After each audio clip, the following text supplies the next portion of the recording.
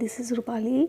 जो आज का जो हमारा सीरीज़ चल रहा था इससे थोड़ा सा कुछ हट के होगा, साइंस से रिलेटेड होगा, साइंस की एनसीईआरटी से रिलेटेड होगा। तो हमारा साइंस में एनसीईआरटी चैप्टर 1 होगा जिसका नाम है केमिकल रिएक्शन एंड इक्वेशन। ठीक है, इसमें हम देखेंगे कि क्या क्या चीज़ें हैं इस चैप्टर में, क्या चीज़ हमें सीखने को मिलेगी। तो हम स्टार्ट करते हैं। Consider the following situations of daily life. हमें कुछ सिचुएशन दी जाएंगी डेली लाइफ की, ठीक है, और हमें सोचना है कि क्या रीज़न हो सकते हैं या फिर इसके पीछे क्या रीज़न हो सकते हैं। ठीक है, milk is left at room temperature. जो हमारा मिल्क है ना, अगर हम नॉर्मली अगर दूध रख देते हैं तो क्या होता है, गर्मियों में फट जाते हैं या फिर ख़राब हो जाते हैं, स्मेल आने लगती है। तो ये इसके पीछे क्या रीज़न हो सकते हैं। वैसे तो आई नो कि ज़्यादातर लोगों को पता ही होगा इसके पीछे क्या रीज़न, बट इसके पीछे आगे चल के हम और भी देखते हैं, थोड़ा और डिटेल में देखेंगे। ठीक है, नेक्स्ट हमारा ये है कि एन आयरन तवा, मतलब कि आयरन तवा या पैन बोले या नेल बोले, is left expose to humid atmosphere. अगर हम इसको मान लो ह्यूमिड मतलब नमी वाली जगह पे रख देते हैं, ऐसी जगह हो जहाँ पास तावा को रख देते हैं, आयरन मतलब लोहे के तावा को रख देते हैं या फिर नेल कील को रख देते हैं, है ना, तो वहाँ पास क्या होगा, कोई इम्पैक्ट होगा या नहीं होगा, उसके पीछे हम देखेंगे, कारण देखेंगे। Grapes get fragmented. जो ग्रेप्स होते हैं वो फर्मेंटेड हो जाते हैं, सड़ जाते हैं, ख़राब हो जाते हैं। Food is cooked. अगर मतलब ये जो डेली अगर हम खाना पकाते हैं तो यहाँ पास भी क्या रीज़न हो सकते हैं। फूड जो हमारा खाना पकते हैं, ये बनते हैं, वहाँ पास कैसे बनते हैं यहाँ पास। उसके साथ मैं आप ये समझाना चाह रही हूँ कि कुछ चीज़ें आप अगर जैसे है तो कॉमन आपको दिख जाएंगी। जैसे इन्होंने आयरन तवा की बात की है तो एटमॉस्फेयर इंपॉर्टेंट रोल प्ले करेगा। जैसे टेम्परेचर की अगर हम बात देखें तो गर्मियों में जो मिल्क वगैरह हम रख देते हैं वो ख़राब हो जाते हैं। आयरन पैन की बात कर रहा है, वहाँ पास टेम्परेचर हाई नहीं है, ग्रेप्स वो फर्मेंटेड हो जाते हैं। फूड इज़ कुक्ड, अगर हम खाना बनाते हैं तो उसके भी पीछे कहीं ना कहीं directly indirectly temperature important role play करता है। फूड गेट्स डिस्पर्स्ड बोलेंगे, food gets digested in our body. हमारे बॉडी में जो खाना हम खाते हैं वो पच जाता है। उसके पीछे क्या रिएक्शन होती है, क्या रीज़न होते हैं, क्या केमिकल रिएक्शन होते हैं या क्या इक्वेशन होती है, ये सारी चीज़ें हमको इस चैप्टर में देखने को मिलेगी। ठीक है, इन अबव जो ऊपर दी हुई सिचुएशंस हैं, the nature and identity of the initial substances. जो इनिशियल सब्सटेंस दिया हो, जैसे मिल्क का क्या नेचर है, ये क्या आइडेंटिटी है, सब्सटेंस है सम वॉट चेंज, धीरे धीरे करके इनकी जो इनिशियल स्टेज थे, ये इनिशियल आइडेंटिटी थी, वो चेंज हो गई। इसका कहने का क्या मतलब, जैसे मैं बता रही हूँ इसको, ये हम आयरन तवा का हम एग्जांपल लेते हैं। जो आयरन मतलब कि लोहे का जो तवा है, अगर उसको हम ह्यूमिड जगह मतलब ऐसी जगह पे रख देंगे जहाँ नमी है, बहुत ज़्यादा पानी आ रहा है, तो आप देखोगे कि वहाँ पर वो जंग लग जाती है, मतलब कि एकदम रेडिस हो जाता है। उसके साथ हम खाना जब बनाते हैं, अगर जैसे फॉर एग्जांपल अगर हमने गैस पे मतलब कि खाना नहीं बनाया हुआ तब तो वो कुक्ड नहीं होता है, उसमें कुछ रिएक्शन होते हैं और टेम्परेचर वगैरह इंपॉर्टेंट रोल प्ले करता है, तो उसका शेप वगैरह चेंज हो जाता है, नेचर चेंज हो जाता है। और जो हमारा पहला वाला एग्जांपल है, आपने जनरली क्या होता है, हम गर्मियों में इस एग्जांपल को बहुत बार देखे होंगे कि जैसे हम अगर वो दूध लेके आए हुए और हम नॉर्मली रख दिया, बॉयल भी नहीं किया हुआ है, वो ज़्यादा 4-5 बजते हैं तो वो ख़राब हो जाता है। या फिर ज़्यादा देर अगर सपोज़ करो कि आपने बॉयल करके भी रख दिया है तो भी वो ख़राब ही हो जाता है, अगर आप उसको फ्रिज में नहीं रखते हो या फिर ऐसी जगह नहीं रखते हो जहाँ पास मतलब टेम्परेचर कम हो, मतलब कि ज़्यादा गर्मी ना हो। तो ये सब भी रीज़न्स हैं। तो यहाँ पास ये यही कहना चाह रहा है कि जो हमें जो अलग अलग सिचुएशन दी थी, जो अलग अलग सिचुएशन में अलग अलग सब्सटेंस दिए हुए थे, अलग अलग सब्सटेंस की आइडेंटिटी और नेचर धीरे धीरे करके दोनों चेंज हो जाते हैं। ठीक है, we have already learn about physical and chemical changes of matter. हमने पहले ही देखा हुआ है कि फिजिकल और केमिकल चेंजेस हमारे मैटर में क्या होते हैं पहले की क्लासेस में। वेन एवर जब भी कभी क्या होता है कि वेन एवर एक केमिकल चेंज अगर जब भी केमिकल चेंज होता है ना, we can say that chemical reaction has take place. हम ये बोल सकते हैं कि वहाँ पास केमिकल रिएक्शन हुए। कैसे, फॉर एग्ज़ाम्पल हम खाना खाते हैं, कभी कभी दवा वगैरह खाते हैं, अगर फूड पॉइजनिंग वगैरह हो गया है, हमें फूड पॉइजनिंग होता है तो भी हमें नहीं दिखता है, और जस्ट फूड पॉइजनिंग के अगेंस्ट मतलब कि उसको सही करने के लिए हम जो दवा खाते हैं, अगर हम ठीक हो जाते हैं तो भी वो चीज़ हमें नहीं दिखती है, लेकिन कुछ ना कुछ चेंजेस तो आए ना, कुछ ना कुछ चेंजेस तो आए, और उस चेंजेस की वजह से हमें रिलीफ हुआ या आराम मिला, तो हम ये बोल सकते हैं कि हाँ कोई ना कोई केमिकल रिएक्शन हुआ या केमिकल चेंज आया है, जिसको हम केमिकल रिएक्शन बोल सकते हैं।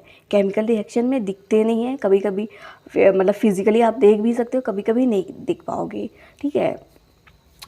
You may perhaps be wondering as to how what is actually meant by a chemical reaction। आप शायद अद्भुत मतलब आश्चर्यचकित करो कि क्या होते हैं ये केमिकल रिएक्शन, क्योंकि केमिकल रिएक्शन में एक चीज़ थोड़ी सी ऐसे होती है कि जैसे अगर मैटर है, मैटर की जो फिज़िकल प्रॉपर्टीज़ चेंज होती ना, तो हम उसको देख पाते हैं, अपने नज़रों से देख पाते हैं, और जैसे जो केमिकल रिएक्शन होते हैं उसको हम देख नहीं पाते हैं। तो ये चीज़ ये थोड़ा से ऐसे कंफ्यूजिंग फैक्टर होता है कि हाँ हम देख नहीं रहे लेकिन चेंजेस आ रहे हैं, उसकी आइडेंटिटी में चेंज आ रहा है, या फिर मैटर क्या है उसके मैटर में चेंज आ रहा है, मतलब जो पार्टिकल्स वगैरह हैं उस पार्टिकल का क्या नेचर है। इसका एक मैं नॉर्मल से एग्जांपल दिखा के बताती हूँ कि जैसे अगर हम अभी गर्मियाँ आ रही हैं, गर्मियों में हम क्या काम करते हैं कि गर्मियों में हम कोल्ड स्प्राइट वगैरह लेके आती है, कोका कोला लेके आते हैं, हम ग्लास में रखते हैं तो उसमें छोटी छोटी ड्रॉपलेट्स बन जाती हैं, वहाँ पर कुछ ना कुछ रिएक्शन वगैरह हुआ होगा, तो उसे वैसे तो कंडेंसेशन बोलते हैं, लेकिन जो रिएक्शन हो रहा है या फिर जो पार्टिकल्स का नेचर है ना, पार्टिकल का ये नेचर है कि जो आइस से या फिर ठंडी जगह से बाहर लेके आए हैं, तो और ज़्यादा और मॉइस्चर में जितने भी छोटे छोटे ड्रॉपलेट्स होते हैं उससे मिलके छोटे छोटे ड्रॉपलेट्स बन जाते हैं ग्लास के ऊपर, है ना। ये तो नेचर हो गया, उसके साथ आइडेंटिटी चेंज हो जाती है। आइडेंटिटी कैसे चेंज हो जाती है, जैसे फॉर एग्जांपल हम गर्मियों के टाइम पे हम क्या काम करते हैं, आइस को फ्रिज से बाहर निकालते, पहले तो सॉलिड फॉर्म में रहता है, धीरे धीरे करके पिघल करके उसका आइडेंटिटी ही चेंज हो जाता है, ठीक है। ये हमारा हो जाएगा फिजिकल रिएक्शन, लेकिन केमिकल रिएक्शन हमें दिखते नहीं है, इसी के बारे में हम इस चैप्टर में पढ़ेंगे, ठीक है। How do we come to know that a chemical reaction has taken place. लेकिन इस यहाँ पर सबसे इम्पॉर्टेंट क्वेश्चन है, हमें पता कैसे चलेगा कि केमिकल रिएक्शन हो चुका है। Let us perform some activities to find the answer to. यहाँ पास हमें आंसर देखने, एक मिनट रुकना, यहाँ पास हम एक्टिविटीज़ दी हुई हैं, एक्टिविटीज़ अगर करने लायक होंगी तो मैं बताती हूँ, अगर नहीं करने लायक वाली होगी तो हम आगे बढ़ेंगे। यहाँ पास ये आप डायग्राम देख लो, इसमें तो हमारे पास एक्टिविटी करने के लिए तो वो ऑब्जेक्ट नहीं है प्रेजेंट है, बट ऐसे समझने के लिए आप देख सकते हो, ये है बर्नर, ये टंग है ऐसे पकड़ने वाला, उसके साथ साथ मैग्नीशियम रिबन है, ये ऐसे धागा टाइप का बना हुआ है, वॉच ग्लास भी है ना, मैग्नीशियम ऑक्साइड भी है। यहाँ पास क्या है, इन्होंने क्या एक्टिविटी करने के लिए बोला हुआ है, बर्निंग ऑफ मैग्नीशियम रिबन। जो मैग्नीशियम रिबन है उसको हम जलाएंगे एयर में। एयर में प्रेजेंट क्या होते हैं, ऑक्सीजन, है ना, यहाँ पर तो ऑक्सीजन होते हैं। And collection of magnesium oxide, हमने ये जो मैग्नीशियम रिबन को बर्न किया है, इससे हमें क्या मिलेगा, मैग्नीशियम ऑक्साइड मिलेगा इन वॉच ग्लास। इसको हम यहाँ पास कलेक्ट करेंगे और हम ऑब्जर्व करेंगे क्या क्या चेंजेस आए हैं, ठीक है। तो हमें इस एक्टिविटी को परफॉर्म कैसे करना है, this activity needs the teacher की हेल्प से करना है। उसके साथ साथ है it would better if student, यहाँ पर से स्टूडेंट के लिए मतलब अलर्टनेस, या फिर उसके लिए बोला कि अगर स्टूडेंट आई प्रोटेक्शन इसको पहन के रहेंगे ताकि उनकी आंखें डैमेज नहीं होगी या फिर कुछ ऐसे डिसएडवांटेज नहीं होगा, हार्मफुल नहीं होगा। क्लीन अ मैग्नीशियम रिबन, आपको क्या काम करना है, मैग्नीशियम रिबन को लेना है जिसकी वो जो लेंथ होगी 2 सेंटीमीटर लॉन्ग होगी, और इसको रब करना है विथ अ सैंड पेपर आता है, आपको मिल जाएगा मार्केट में। Hold it with a pair of tongue, इसको हमें क्या काम करना है, टंग के ये जो है टंग दिया हुआ है इसे हमें होल्ड करके रखना है, और इसको हमें जलाना है। Burn it using a spirit lamp और बर्नर, या तो हमें इसे बर्न करना है और कलेक्ट द एश, जब हम बर्न करेंगे जलाएंगे तो हमें इससे मिली हुई राख मिलेगी। इसको हम क्या काम करेंगे, इस राख को या एश को वॉश ग्लास में रख देंगे, जैसे यहाँ पास दिया भी हुआ है, आप इसको देख भी सकते हो, ठीक है। Burn the magnesium ribbon keeping it as far as possible, जब भी हम क्या बोलते हैं मैग्नीशियम रिबन को जब भी जला रहे होंगे या बर्न कर रहे होंगे तो खुद से डिस्टेंस पे रखना पड़ेगा, नहीं तो ये हमारे लिए हार्मफुल हो जाएगा। तो इस एक्टिविटी को मैं इसलिए पढ़ रही हूँ ताकि आपको ये पता चले कि केमिकल रिएक्शन क्या हुआ है। वैसे यहाँ पास हमारे ये जो है ऑब्जेक्ट दिए हुए हैं, तो इस एक्टिविटी को परफॉर्म करने के लिए हमारे पास है नहीं, बट हम समझ सकते हैं, ठीक है। आगे देखते हैं। आप जब ये एक्टिविटी को परफॉर्म करोगे ना, तो आपको क्या दिखेगा, यू मस्ट हैव ऑब्जर्व, आपने क्या ऑब्जर्व किया होगा, जो मैग्नीशियम रिबन है ना वो क्या होगा, जल के क्या होगा, डेजिंग वाइट फ्लेम हो जाएगा, ठीक है, और changes it into white powder, या फिर ओवरऑल कह रहे हैं हम, अगर हम ओवरऑल देखें तो इसकी आइडेंटिटी चेंज हो जाएगी।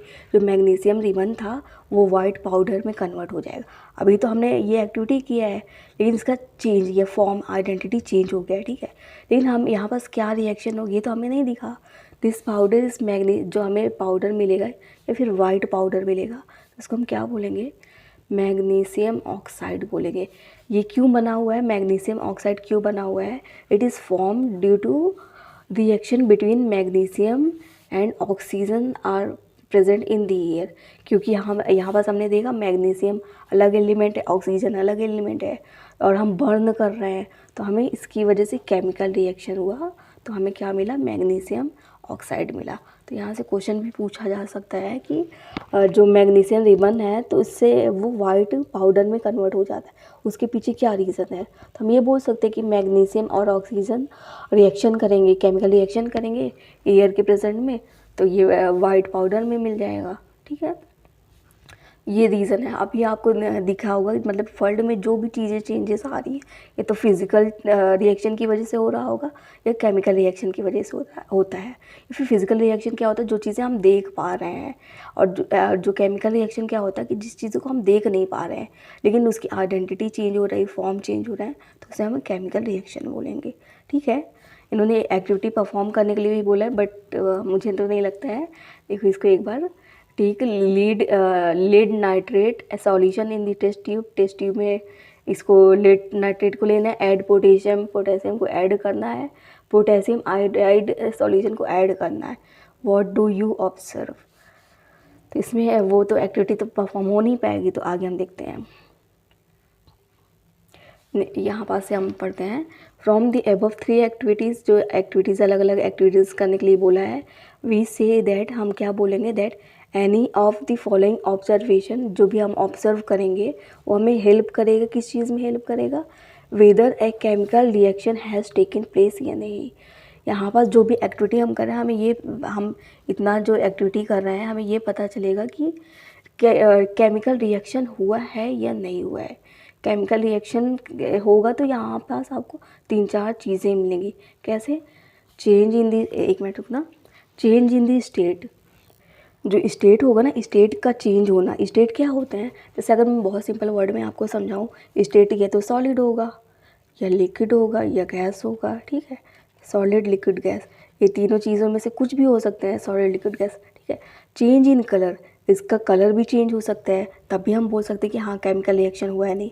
एवोल्यूशन ऑफ गैसेस, मतलब कि आपको अलग अलग गैसेस मिलेंगी, कुछ भी हो सकता है, ऑक्साइड हो सकता है, नाइट्रेट हो सकता है, कुछ भी चीज़ें मिल सकती हैं आपको। और जो लास्ट वाला हमारा पॉइंट होगा ना, वो क्या होगा, चेंज इन टेम्परेचर। आपने देखा होगा जितना, जो हमने पहले वाली एक्टिविटी परफॉर्म की थी या हमने उसमें पढ़ा हुआ था, तो उसमें हमने क्या देखा कि हम बर्न कर रहे थे, ठीक है, मैग्नीशियम जो रिबन था उसको हम जला रहे थे। वहाँ बस अगर हम किसी चीज़ को बर्न करेंगे तो हमें तो टेम्परेचर की जरूरत पड़ेगी, टेम्परेचर चेंज भी हो सकता है, मतलब कम ज़्यादा कुछ भी हो सकते हैं। अगर नॉर्मल एग्जांपल देखें, हम अपने घर से एग्जांपल देखें, तो हमारे घर का एग्जांपल कैसे होता है, जैसे फॉर एग्जांपल अगर हमें खाना बनाना हुआ है ना, खाना बनाना है, तो जो फूड होते हैं, वेजिटेबल्स होते हैं, अगर हम टेम्परेचर, मतलब बिना आग के तो खाना फूड हमारा बनेगा नहीं है, और टेम्परेचर अगर हम ज़्यादा कर देते हैं तो हमारा खाना जल जाता है। टेम्परेचर कम रहता है तो 2-4 घंटे में बनता है, और कुछ भी नहीं होता फिर कच्चा खाना पड़ता है, ऐसे। तो मतलब ओवरऑल हम 4 पॉइंट्स याद रख सकते हैं कि केमिकल रिएक्शन हो रहा है या नहीं हो रहा है। पहले तो चेंज इन स्टेट होगा, सॉलिड है तो लिक्विड में कन्वर्ट हो जाएगा। जैसे मैंने आपको आइस वाला एग्जांपल दिया कि मतलब बर्फ़ से लिक्विड में, जैसे कोई आइस है उसको हम फ्रिज से बाहर निकालते तो लिक्विड फॉर्म में चेंज हो जाता है, लिक्विड से गैस में चेंज होता है। लिक्विड से गैस में कैसे चेंज होगा? फॉर एग्ज़ाम्पल, जैसे जब भी खाना बनाते, खाना नहीं स्पेशली हम डोसा का एग्जांपल मैं दूँगी। जब भी हम डोसा बनाते हैं तो वहाँ पर जो उसका पानी का छिड़काव करते हैं ना, तो वो तो थोड़ा रहता है, लेकिन वो तो रहता तो हम पानी का छिड़काव करते हैं, लेकिन वो तो हमें दिखता नहीं है, फिर एकदम गैस में चेंज हो जाता है, एकदम उड़ जाता है, तो वो उसका भी चेंज हो गया, मतलब कि उसका भी स्टेट चेंज हो गया। Change in colour, change in colour, सब्ज़ी ज़्यादा पक जाएगी तो उसका कलर भी चेंज हो जाएगा। रिएक्शन कहीं ना कहीं होते हैं। एवोल्यूशन ऑफ गैसेस, आपको अलग अलग गैसेस मिलेंगी, बस किस चीज़ के ऊपर डिपेंड करेगा कि कौन सा एलिमेंट या किस कंपाउंड के बीच में रिएक्शन हो रहा है, ठीक है। चेंज इन टेम्परेचर, ये हमारे कुछ इंपॉर्टेंट पॉइंट हैं जिन्हें हमें याद रखना पड़ेगा। As we observe the change around us, जैसे जैसे हम चेंज को अपने अराउंड ऑब्जर्व करेंगे, हम क्या देख सकते हैं? That there is a large variety of chemical reaction. हम क्या देखेंगे? बहुत ढेर सारे केमिकल रिएक्शन, अलग अलग टाइप्स के, अलग अलग वेराइटीज़ की केमिकल रिएक्शन होती हैं taking place around us. We will study about various types of chemical reaction. हम इसी चैप्टर में आगे क्या देखेंगे? केमिकल रिएक्शन तो हमने देख लिया है होते क्या है, लेकिन हम ये देखेंगे कितने टाइप्स की होती हैं, ठीक है, और उनको हम सिंबल में कैसे रिप्रेजेंट कर सकते हैं। ओके, तो ये हमारा हो जाएगा। मैंने अभी ये बता दिया कि हाँ, हम केमिकल रिएक्शन से रिलेटेड इस चैप्टर को पढ़ेंगे। केमिकल रिएक्शन है, उनके सिंबल्स कैसे हम यूज़ करेंगे, कैसे हम बैलेंस करेंगे, कैसे इक्वेशन बनाएंगे, ये सारी चीज़ें आप देखोगे, ठीक है। तो ये अभी तो इंट्रोडक्शन था, अब आगे है जो केमिकल इक्वेशन है। अब नेक्स्ट टॉपिक अगले वाले पार्ट में मैं बताऊँगी। Thank you.